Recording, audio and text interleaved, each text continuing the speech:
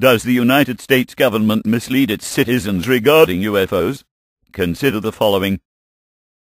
From 1948 through 1969, the United States Air Force Project Blue Book analyzed more than 12,000 reports of unidentified flying objects. According to the U.S. Air Force's, quote, fact sheet on UFOs, only 701 of the reports eluded conventional explanation. However, the project's scientific advisor, Dr. J. Allen Hynek, later confessed that many of the so-called identified cases were never adequately explained.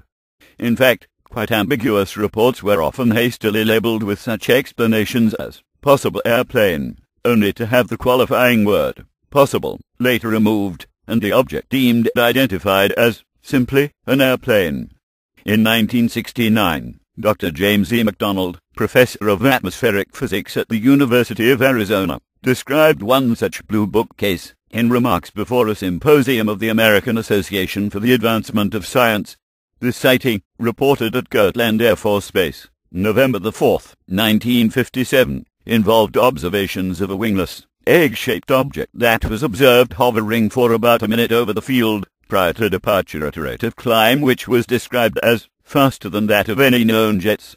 The principal witnesses in this case were two Civil Aviation Authority tower observers who watched the UFO from the CAA tower with binoculars.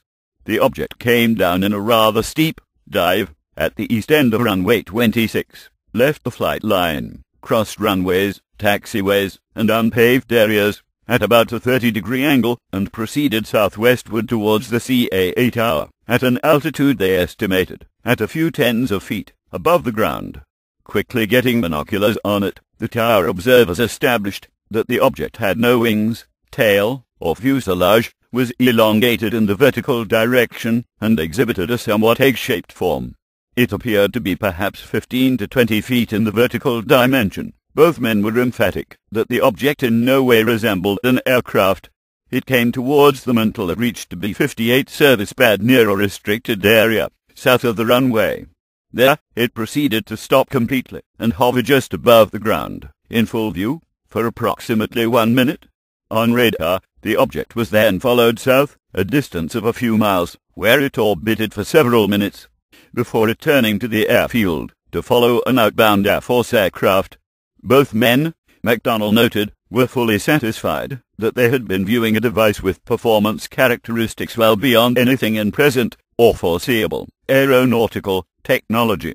Despite the unconventional appearance and maneuvers displayed by the object, Project Blue Book dismissed this report with the ridiculous explanation, possible airplane. True to form, the Air Force later amended this verdict, without any further investigation, to read, simply, aircraft. Dr. McDonald, who had studied the Air Force's Blue Book files rather intensively, was surprised to discover that a large number of the project's so-called identified cases were, in fact, inadequately explained, the report from Kirtland being only one of possibly several thousand such cases.